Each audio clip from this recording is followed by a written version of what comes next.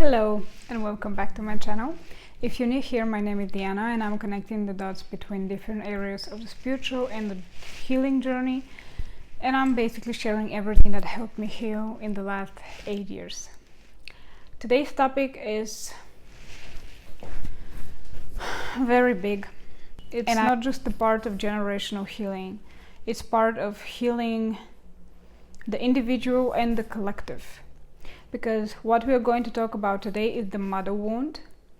And the mother wound is one of the deepest collective wounds. I'm going to go through a lot of different aspects in more than one video.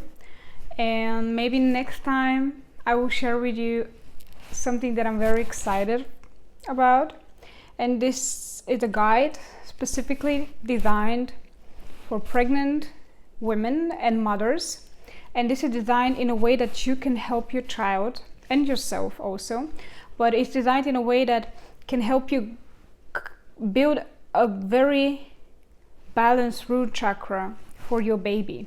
So everything that we are healing now as an adult, I have designed it and created it in a way that will help you prevent that need of healing. Because when you know what to work on, when you know what to give to your child, what it needs to develop this healthy root chakra, and that guide is filled with practices, meditations. I'm also going to film the guided meditations with my voice, and I'm going to upload the video together with the guides. And it's also packed with many affirmations, many different journal prompts, and also I created it in a way that can be it is a combination between a workbook and a guide. So it includes a lot of information, but it also gives you the chance to work on your own healing and to work with your own to work with your baby. I'm very excited about it because this is a part of something way bigger, a project that I've been working on since last April.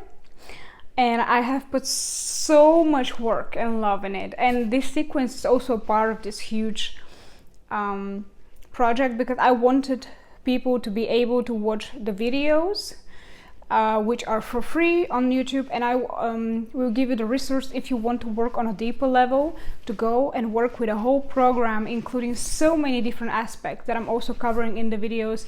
But in this program, you're going to work individually with your own problems, with your own issues, with your own setbacks, with your own wounds. I can't wait to share that with you. I'm going to start with the difference between the personal mother, the actual figure in our life, our mother figure, and the archetypical mother. And the personal mother is what the person that connects us to the archetype of the great mother. She is the personification of this great mother in our life. This is how we get to know the great mother in our first years. And this is why the connection to our mother, and I'm going to unfold it in many different layers in a minute, is so important. It is simultaneously highly spiritual, but also primal and primordial. It's something that we cannot exist without. Our mother is the person, the vessel. Her body is the vessel that brings us to this earth. And her body is also our first home. The womb of our mother is the first home. This is our first connection to this world. And when the mother is wounded herself, it starts during pregnancy. It starts and continues throughout the whole pregnancy, and also then in our childhood. The behavior, the presence, the wounds, even the archetype of your mother's feminine energy itself influences our whole viewpoint. This is, again, the connection to the mother is our first connection to the world. As I already said, her body is our first home, but also the way that our mother connects with us in her womb already starts the first programs of safety or the lack of safety, and also security, self-worth. even the connection to food, which I'm going to make a whole video on that, and on ED. Also the connection to abundance, the connection to Mother Earth herself, the connection to feminine energy, the connection to money, the connection to financial security. And I have included this topic within the whole series of the root chakra, because these topics are the topics of the root chakra, which means that our mother is the figure that helps us ground ourselves into this world, into this physical reality. She is the portal through which we enter this physical world, and she is also meant to be our first guide. She is meant to be our first, even spiritual guide. The highest role of the mother, the epitome of the mother energy is the spiritual guide. This is the person that is meant to involve us in the world. She is meant to show us that the world is actually a safe place, a secure place, that we can feel love here, that we can feel safe here. And I'm not saying that the world is this idealistic place, and if your mother had loved you in your childhood years, it means that your life would be perfect. But the programs that a wounded mother creates within the child operate and function during your whole life. On a physical level, on a physiological level, the cognitive development and the physiological and the psychological development of the baby, the way that the nervous system of the baby develops, is also dependent on that connection. And the attachment styles form in the first 2 to 3 years in our life, which means that it's not just a spiritual woo-woo thing. It's on a psychological and on a physiological level. The way that you have been connected to your mother in your during your infancy, and also your childhood, the first 3 years of your childhood, influenced hugely your whole life. And this is not just about, again, the root chakra, but this is about the way your emotional world develops. This is the way that you see other people. This is the way that you can form connections. This is also a whole topic in the program of the root chakra, because this is so important. The attachment styles, they are not having a certain developed a certain attachment style doesn't mean that this cannot be changed and this is now something fatal, and you cannot change as a person, and you cannot change the way you form connections. But it's going to be so much harder. It's always so much harder to heal something and to repair something than to build it in a healthy way. It would be so much easier if mothers were educated enough on these topics, so that the children that are going to grow into adults don't have to come back to this point of their life and heal what they didn't destroy. The archetypical mother, if we look from Carl Jung's point of view, and not only, this is the image of the Great Mother in our psyche.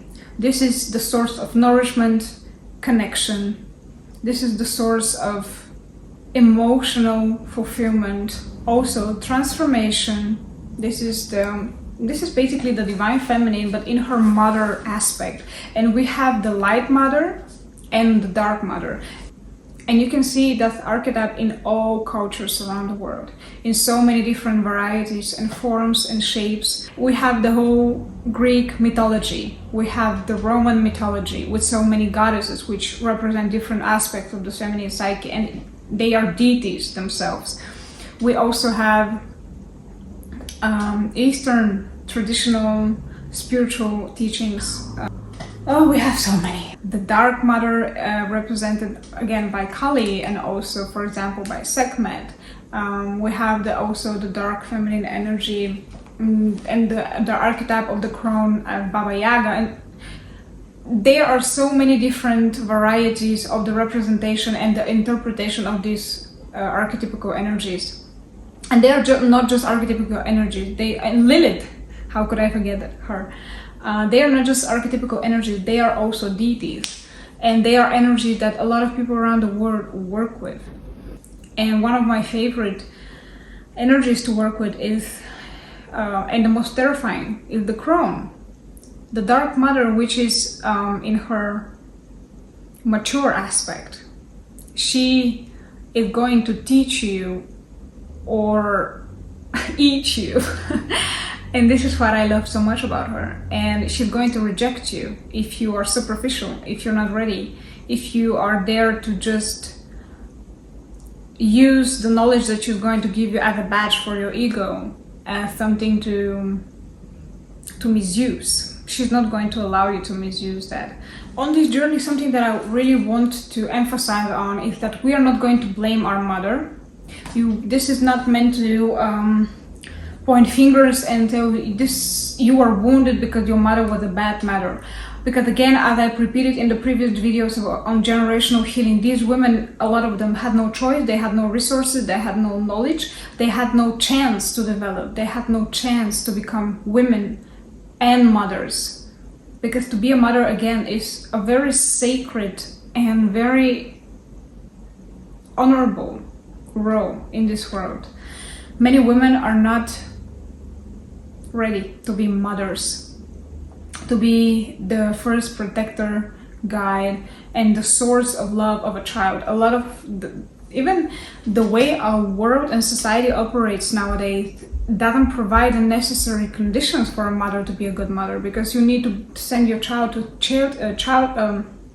child care, and you need to go to work, and you need to come back to work because you have to survive and your baby has to survive. And so many men are not ready to be providers, they are not present fathers, they are not good fathers, they're not good husbands, and they don't give the conditions that the mother needs to be a good mother.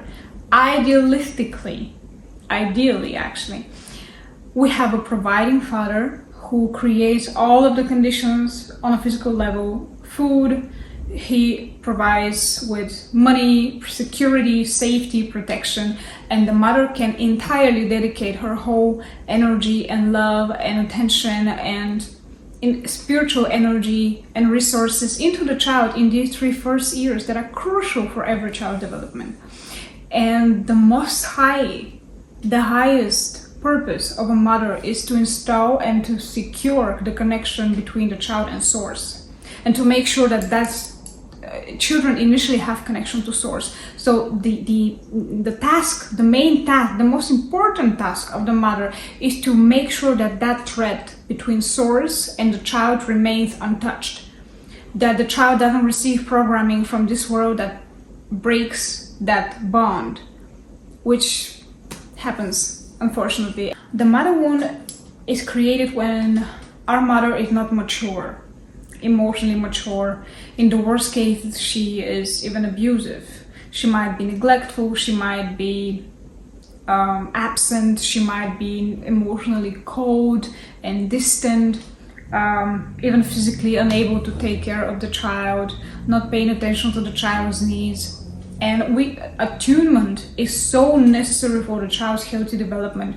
The child needs to feel loved, it needs to feel protected, it needs to feel safe, it needs to feel secure. This is why I'm going to talk about it in another video again, but the skin-to-skin contact between the mother and the child is one of the most important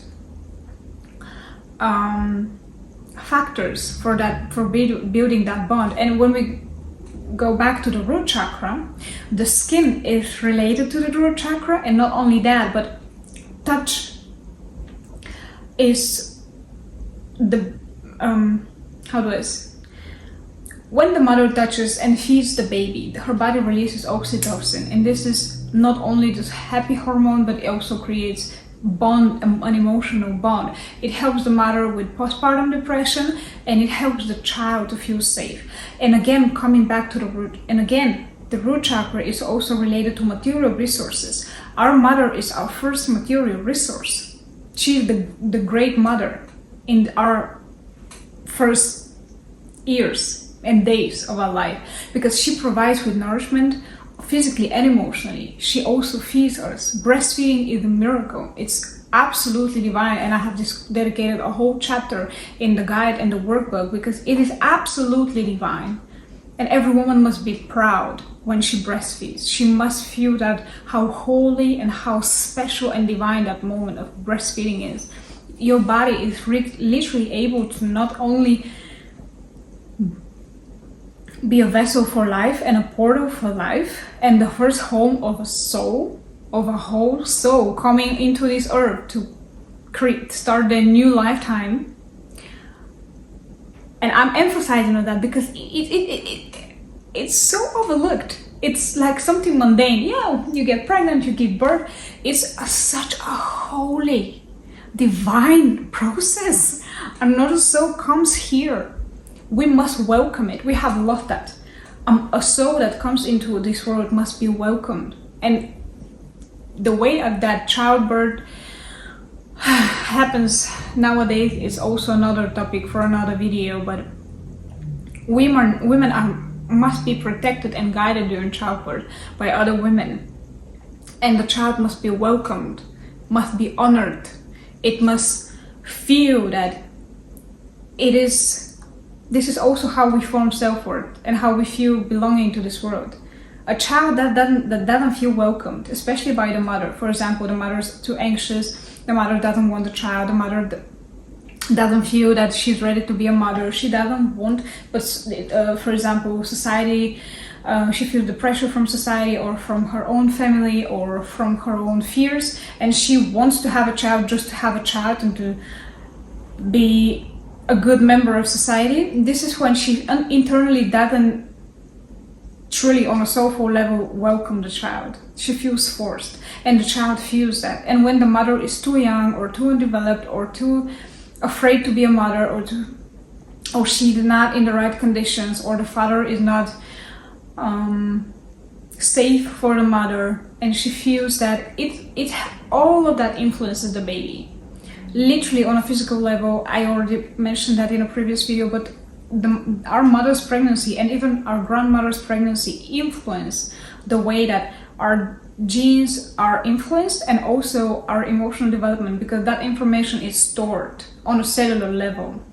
So starting with pregnancy, even with conceiving a child, then pregnancy, a mother must be, again, ideally, the mother must have all the safe conditions, and she must be calm and protected, and she must feel safe and relaxed during pregnancy, and she must have all resources available, which is unfortunately not very common for many mothers. But she is meant to dedicate these 9 months of pregnancy to her child, to her own body, to her womb, connecting to the womb. In the workbook and the guide, I have practices and exercises that you can use daily for that, and they don't even take so much time. But she's meant to build that connection every day. Then we have childbirth, another huge topic. The way that the mother feels during childbirth, the way the childbirth is assisted nowadays. I'm not going to talk about it in this video. But then we have the first moments after the birth, also super important. The placenta, also super important. The skin-to-skin contact. Then we have the skin-to-skin contact and breastfeeding and their connection to food. I'm going to talk about it in the video on ED. Then we have the attachment style. Then we have the emotional connection, the way we build relationship. All of that is connected to our mother.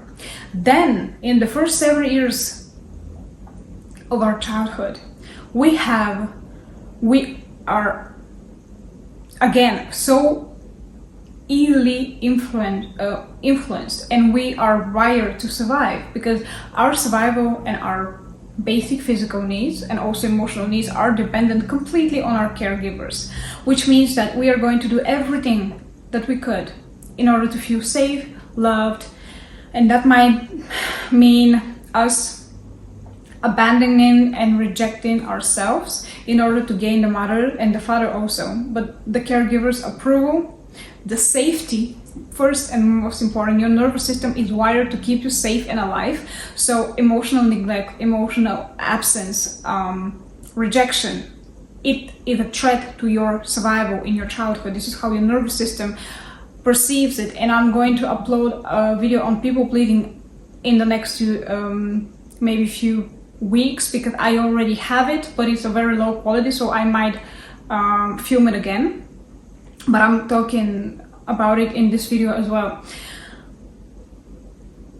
Everything that made you feel unsafe is going to be is going to make you abandon and reject yourself in order to return to that safety and acceptance. Which means that if your mother is criticizing, if her love is conditional, if she is sometimes also overly protective, this is the devouring mother, the mother that doesn't let the child breathe. She's also always, what are you doing?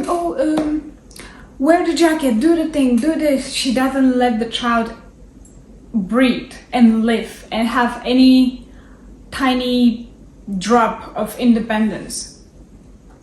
On the other side of the spectrum, we have the emotionally absent mother, and the mother who wants to act as a friend to the child, which shifts the dynamic, the child-parent dynamic. This is also not a right way to be a mother. You're not meant to be a child's friend. You must be the child's parent, the child's mother, if you're a mother. And then we have the abusive mothers, and the mothers that are not only criticizing, but they harm their child emotionally, or in the worst case also physically, even though physically or emotionally abuse is abuse.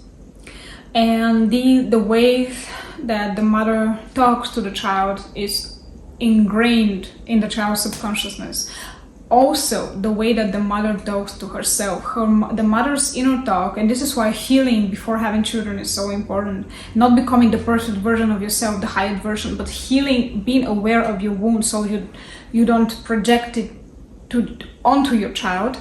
But when the mother is super insecure, she doesn't love herself, she has no boundaries, she has no ways of building a healthy relationship with the husband itself, when there is no love between the two, where there is no balance, the child feels that, absorbs that. When the mother is constantly self-criticizing, self-diminishing, shames herself and the child absorbs that, and it becomes the inner dog of the child. Because if mommy was never confident, if mommy was never self-loving, if mommy was never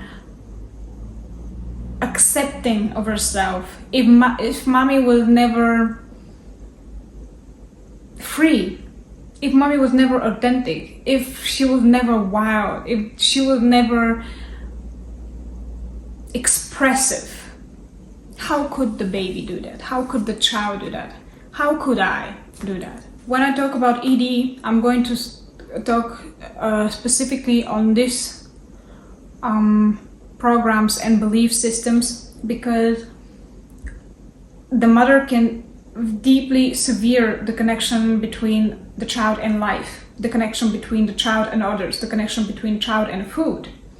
And the way that the mother talks about food, if she's constantly, either shames the child, you need to eat less, you need to be thin, you need to be that, or controls the child and doesn't let the child have an intuitive connection to food, or the mother herself has a very severe relationship to food, then the child again is going to absorb that. And the last thing before I end this video is self-worth. The root chakra is one, together with the sacral chakra, is one of the most important reservoirs. The root chakra and the sacral chakra hold self-worth. And the sacral chakra, not the sacral, the solar plexus is related to confidence. But the difference between confidence and self-worth is the same as between guilt and shame. Shame is about who you are. Guilt is about something you did. Self-worth is about who you are. Confidence is about something you achieve, do. Usually they are the external versus the internal. So shame and self-worth, which are also very connected, are internal, and shame is also the demon of the solar plexus. And confidence and guilt are related to the external. So when the mother doesn't welcome the child, when the child doesn't feel safe, protected, secure, guarded, loved, taken care of, nourished, emotionally and physically, this creates a damaged and wounded self-worth, an unhealthy sense of self-worth, which means that if the mother, again, this is not pointing fingers, this is not, oh, your mother is to blame, because we, again, as I already mentioned in one of the previous videos on generational healing, we come into families with specific tasks, with specific personal karmic baggage, and we are related to these people and to these families and to these ancestral lines for a reason. It mirrors our own wounds. We cannot just blame people. This is something that is also within us, and it creates a cycle. This is why you must know, I posted that in a previous video, if you know your natal chart, your matrix of destiny, the numerology that plays a role in your life, every source and resource that you can find and use to analyze yourself and the patterns that unfold in your life is going to give you a whole picture. It's going to be like a puzzle, and each and every method to analyze yourself and even your fate will give you another piece of the puzzle until you're ready to grasp the whole picture. So self-worth is also super dependent on our connection to our mother, and the way that we build this connection is built in these but in these first 7 years of our life. Also, we operate from different brain waves in these 7 years of our life. Up until the first year, we operate from delta waves. This is also in the guide, in the workbook. There's more information on that. And then from 1 to approximately 7, we operate from theta waves, which are very deeply connected to the subconsciousness, and we are very vulnerable to programming and to absorbing beliefs and behaviors and patterns that we might need to heal as adults. So this was for today. This was an introduction to the mother wound. I covered a lot of different aspects, but I'm going to dive deeper into specific topics, which are eating and the connection to food. I am also going to focus on the experience in our mother's womb, which is super important, and also self-worth, because I believe that, and I'm probably going to relate self-worth to people-pleasing, because again, shame, people-pleasing, and self-worth are on the same axis for me personally. Yeah, this is for today, and I hope to see you next time.